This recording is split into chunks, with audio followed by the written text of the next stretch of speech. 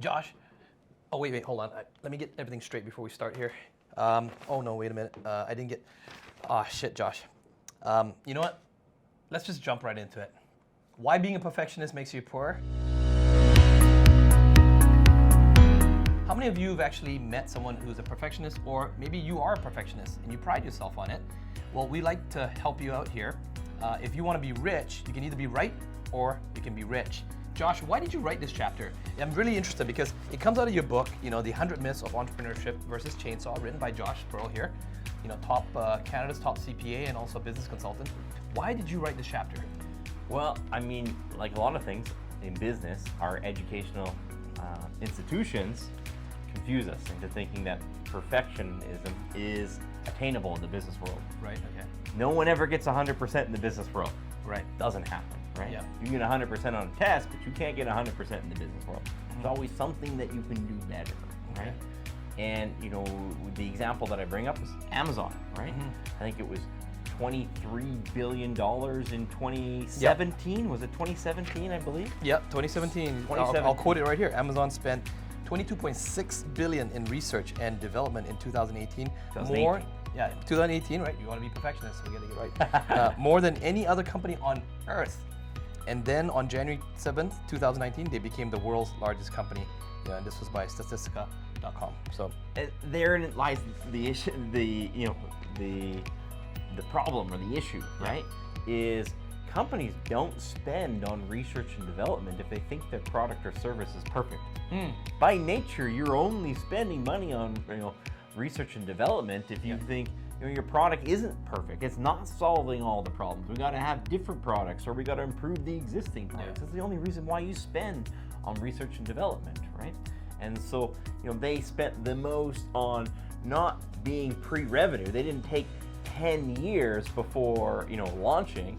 They spent the most while they were already operating, and then voila, they became the best because they put the greatest emphasis on improving, not perfecting prior to generating revenue, right? But Josh, what happens if you just happen to be that type of personality? I mean, we all know the type of person who, call it whatever, astrology. I've got friends who are Virgos, and I've got people like my dad or any engineers, and they just want to be everything perfect, because the way they grew up. I don't know, maybe they made mistakes when they were younger, and then they equated being perfect means success, or away from fear of making failures and embarrassment.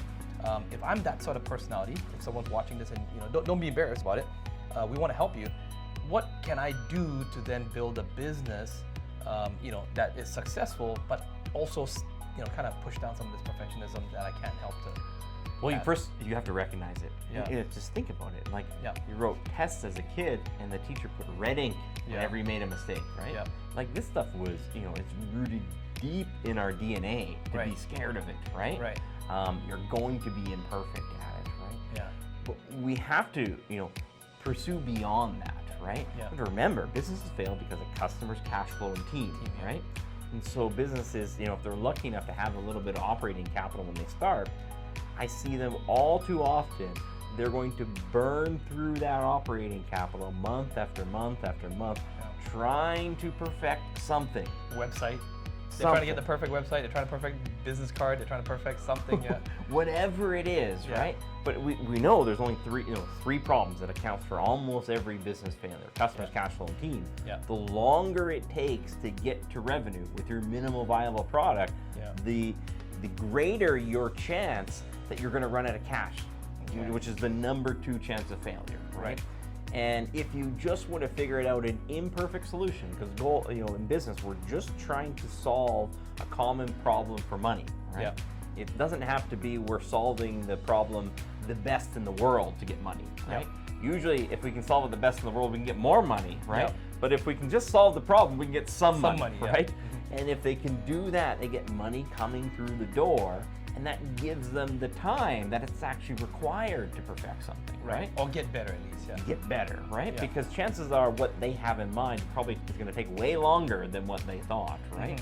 And if they don't have that cash flow to support it, they'll never make their dream become a reality, right? Are there some shortcuts to perfecting something or getting better at something. You know, I think a lot of times perfectionists try to do everything themselves.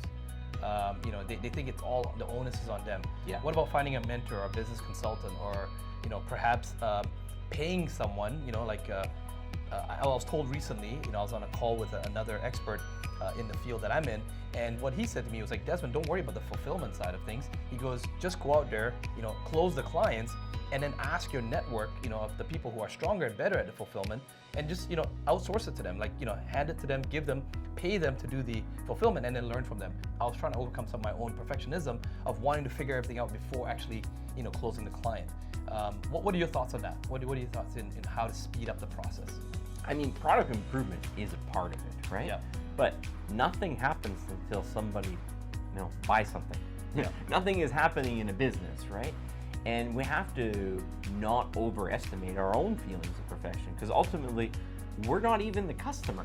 You know, we're not the customer. It's designed to solve someone else's problem. So our idea of perfection might be slightly different than what the customer tells you, right? Right.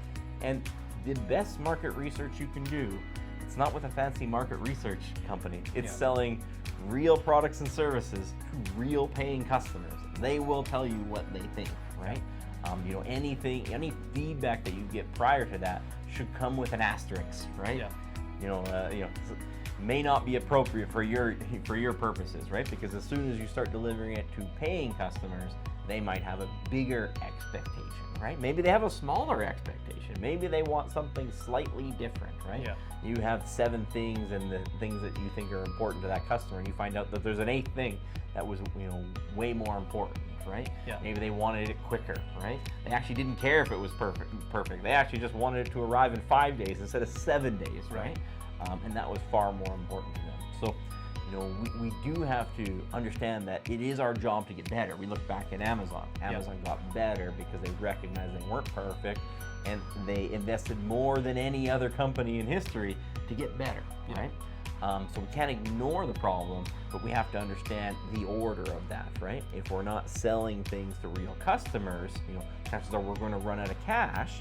And then number 2, we're not really sure of what the end goal actually is. What is that vision of perfection, right? Yeah. It's definitely going to change once you start selling real things to real people. Okay, so Josh, then talk about, you know, these hopes of like generating revenue. Most of these videos, by the way, if you are just joining us for the first time, you know, comment below, ask us more follow-up questions on how we can help you. And if your questions are good, we're going to make future videos. Either Josh or myself will answer your questions. Josh, what are some of the action items for someone who is fighting with this perfectionism? I mean, you yourself running a CPA firm, I mean, from what I know of your personality, you're pretty pedantic, you know, you're pretty, you know, anal about keeping things, you know, you have to, I mean, it's part of your profession. But there's the other duality of you being the entrepreneur that has to run the business and move forward as well too. So how do you overcome that perfectionism? I had to turn it off. You know what I mean? Like, I had to. You turn it on when you're doing the CPA stuff, but you have to turn it off when you're the business owner. Even when I'm doing the CPA stuff, right? Not everything we do as a CPA function is important as something else, right? Mm-hmm. Am I filing $1 million rollover or $100 tax credit, right? Right. What's the significance of what I'm doing, right? Mm-hmm. The action item that every business owner should think about this is your calendar. So if you're struggling with it, what you need to use as guardrails is actually your calendar, right? Okay. Explain more about that. What do you mean by that? So you need specific time allocated to these functions, right? Yeah. So if you have, you know, an idea to, you know, make your product or service better, make your marketing material better, it should be tied to a specific time block on your calendar, right? Yep. And so it comes back to your goal is not to, you know, eat up as much time as possible and eat into other functions of your business and sales and production and everything else, right? It's to complete it. You know, done beats perfect. So what I'm hearing, Josh, is that the perfectionist, one of the banes or the thing that kills businesses, that perfectionism eats up time. So you're allowed to be a little bit perfectionistic if you time block it and you stick to that time block. That's right. And you're a perfectionist about that time block, right? So if you block out 1 hour for marketing, you focus on perfecting your marketing during that 1 hour, but you also be a perfectionist about when it's time up, time to move on to something else that's more income generating for you. That's right. Okay. What can I do in that time block, not to be actually my end goal, my end vision? What can I do in that time block to make this problem where I'm a little further along in this problem than I was prior to this time block, right? Right. There's the Parkinson's law. Work tends to expand and contract based on how much time we allocate to it, right? Yeah. If you allocate 3 months, to your pre-revenue stage, right? Yeah. If you did 3 days, you'd probably come up with something okay, right? Yeah. If you had to sell something next week, if your life depended on it, some cash in. you would probably figure out some way to do it, right? Right. And so really rely on your time block as a guide, right? And that's what I have to do, right? Because it'd be very easy for me to work on one problem for a week. I have that personality. I could just sit there and close the door and work on this problem, for a week, right? Yeah. But meanwhile, I have this problem, and maybe I'm getting this problem to 90% instead of 80% if I work on it in a week. But if I just worked on it for 2 hours, maybe I have it at 80%, right? Yeah. It's a significant law of diminishing returns in what you're actually accomplishing, right? Makes a lot of sense. Meanwhile, all the other functions of your business are suffering because business, we're spinning those, we're trying to keep those plates. Those 3 plates, the monkey with the 3 plates at the circus, right? Yeah. And it's customers, cash flow, and team, right? Yeah. We can't let one of those plates fall. Yeah. We have to give that one plate some attention. Then we have to move on to the other plate and spin that plate. Yeah. Because if we spend all our time on one plate, the other plates, they will fall. You will fail, right? It's done beats perfect. By the way, we do have another playlist here in which we actually talk about time blocking and how successful people use it to be successful. So go check that video out as well too. Comment below, let us know, hit the subscribe button, and we hope to see you in the next video.